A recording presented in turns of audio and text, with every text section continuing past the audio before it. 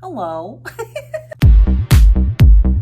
Hello and welcome to Kelsey's Readsies. My name is Kelsey and today's Readsies are the books that I'm going to be talking about for, just the book tag of this time of year. It's the mid-year book freakout tag. So the first question is, what was the best book that you've read this year? And I have to talk about two of them because one of them made me feel so sad and depressed and like alive, and the other one had me like crying from laughter. They both made me feel one way or another. So I'm gonna go ahead and talk about both of them. The first one I would say was the emotional one, and that was If We Were Villains. This book is like part murder mystery, part theater kids being theater kids, just like trying to put on shows and smoke mad weed and like hang out, have their little relationships, and it's just like really intense, and they're all very passionate about this like theater program that they're in. It specializes in Shakespeare, so if you're into Shakespeare, sometimes books you read them and you're like, oh, target audience reached. Do I think everyone would love this book? No.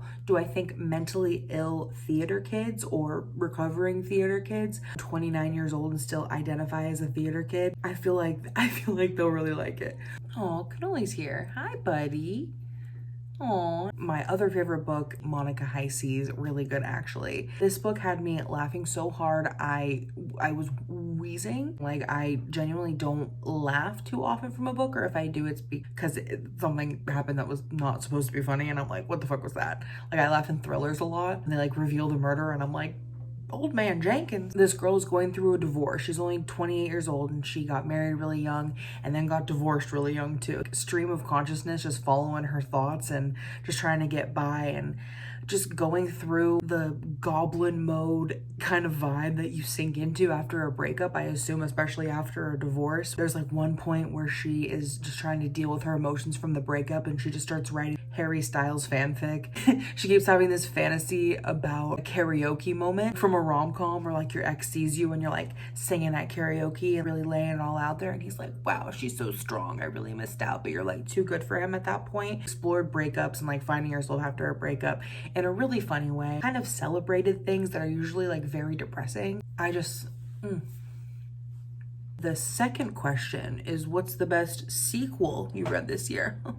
The second question's asking about the second book.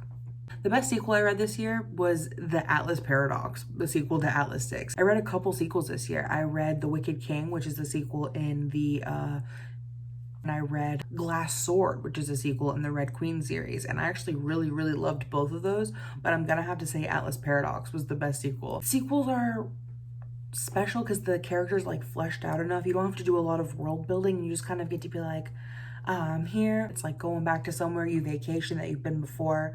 You're like bringing a friend. You're like, let's go to that place I went to before. I'll show you. You like know where everything is. You're like, okay, yeah, I know what's going on. And then the finale comes in and it all becomes like too real, I think. And I have like expectations for it that may or may not be met. That could happen on this one. And it comes out, I don't know, beginning of next year, end of this year.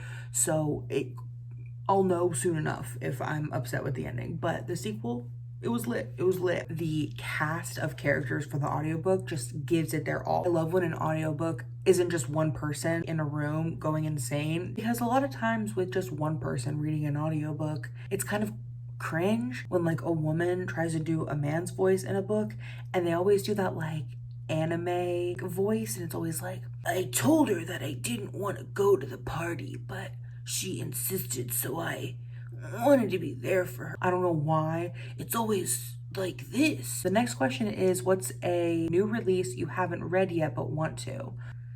A new release? I just bought Blood Sugar, so that's the newest release that I've purchased recently. I saw it recommended on another booktuber that I follow's channel, and she was like really advocating for it, and I was like, yeah, I'm gonna go ahead and pick that up then because I trust her recommendations. So it's about, I guess, this girl who has killed like 3 people and then someone else gets killed and she's like getting blamed for it, and she's like, hey, I didn't do this one. I may have done the other ones, hee, but not this one. I'm not getting blamed, or blame isn't fair to be given to me. It's like, honestly, queen, work. So I wrote my answers to this before I started the video. I wrote these down a couple days ago, and it says, most anticipated release for the second half of the year. I just wrote, So it looks like I don't have an answer for that one. I don't really follow like new releases unless it's a book that I am in the middle of a series for, which I know Atlas Paradox doesn't come out until January of 2024, so I can't really say that for this one. So I'm gonna skip this one. What was the biggest disappointment? The way I forget to say the name of the book. It's The Last Tale of the Flower Bride.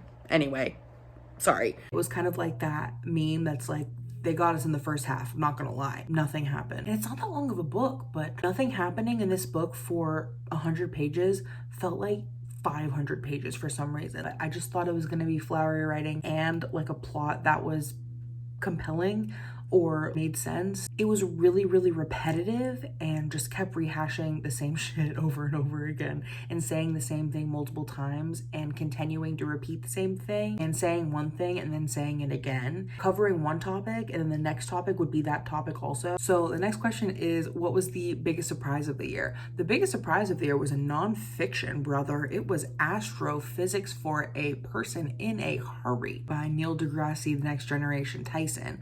I genuinely cannot believe how fucking good this book was. It was like a 4-hour audiobook. I popped it on at 2x speed like I normally do with my audiobooks and then said, let me slow that bitch down. Once I like slowed it down, definitely not one you can just fly through and like not focus on, not like a brain off thriller or romance or anything.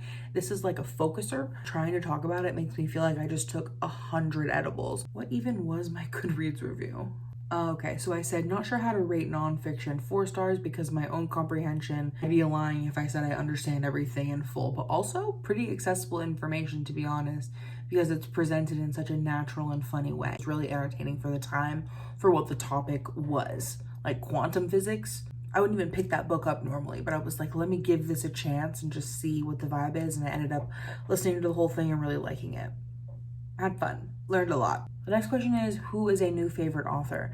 I'm gonna go with an author for a book that I just read. After I finished it, I was like, let me go ahead and read something else by her because this was so fucking phenomenal, but it was her debut and it was the only book available. So if Julia Armfield writes anything else, she has like some short story collections, but like, I want another book. I want a hunk of chunker, because the first book that I read by her was super short. Julia Armfield wrote Our Wives Under the Sea, a book about a lesbian couple who one of the wives goes on like a deep sea expedition. And I read this like after the whole like, Titanic submersible thing, so I was kind of like in that headspace and still feeling like very fascinated, even though it was like very morbid, of course, but at the same time it was billionaires, but at the same time there was a 19-year-old, but at the same time it was billionaires. One of the wives goes on a deep sea mission on like a submarine and gets stuck under the sea. Gets stuck under the sea for 5 months and does come back, but is not the same. Very, very fucked up, like hardly eating, like very depressed, like has to stay in the bathtub for hours, completely submerged in water. And the other wife is kind of feeling like she's grieving her wife even though she's still here. And of course, I'm sure she was grieving when she was under the sea. After like a month, you'd be like, or a week, you know? Everything that happened in it was so meaningful.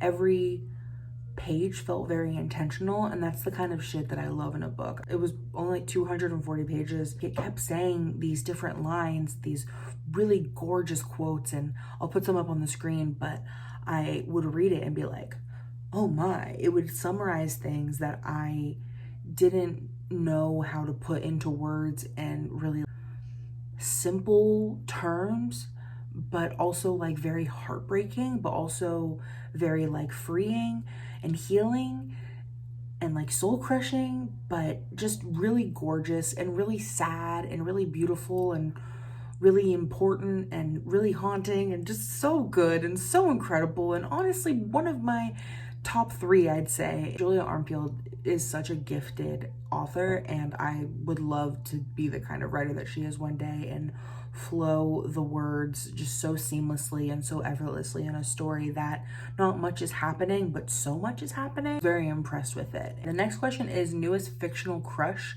I don't really get crushes IRL or IB in books.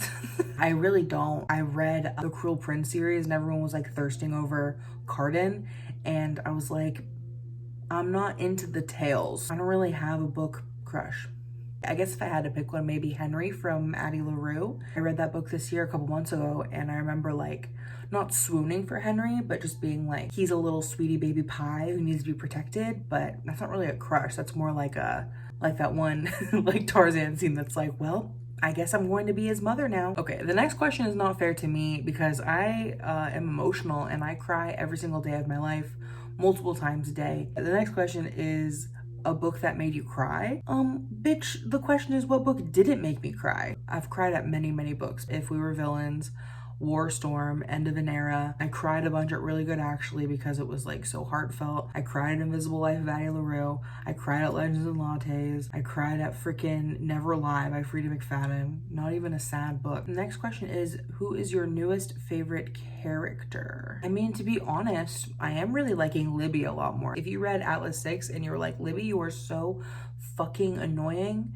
and all the characters too, all the other characters are like, Libby, shut the fuck up. Fuck you, Libby. Get out of here, Libby. Give me your fucking lunch money, Libby. Get the fuck out. In the first book, I was like, yeah, fuck you, Libby. But like in the second book, I was like, Libby is that bitch, honestly. Like, go off, queen. It's kind of like, you know, the one you don't think is that powerful ends up having like the most power of all. Like that kind of trope. Yeah, I'd say that's a new favorite character because she was like a previously hated character that like came around. I was like, all right, if you're gonna be that bitch, so I'm gonna respect that you're that bitch. All right, the next question is, name a book that made you happy.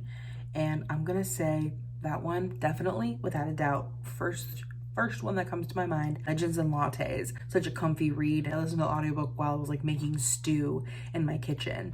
Just like, just like stirring up my stew and like listening to this orc make a coffee shop. It's like fighting orc.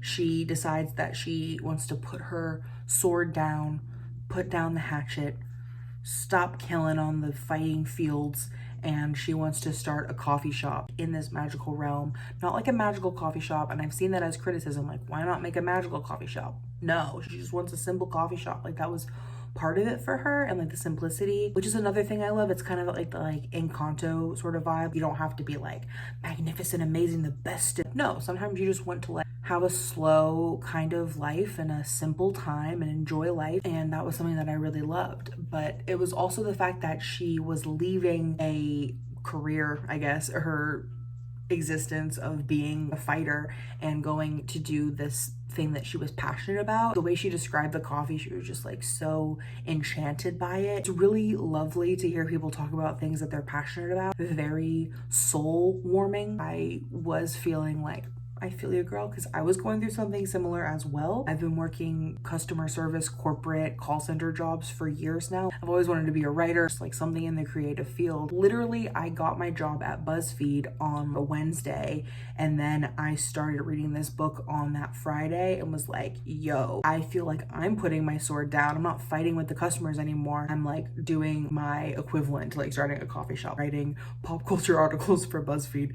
And it's just so different and it's so me, and I just feel so present in the world and like happy to be here. And that's how she was feeling even when she was like having a bad day at the coffee shop. There's really nothing that could happen in this new existence that could be anything compared to like the soul crushing of her doing something that she's just like not passionate about.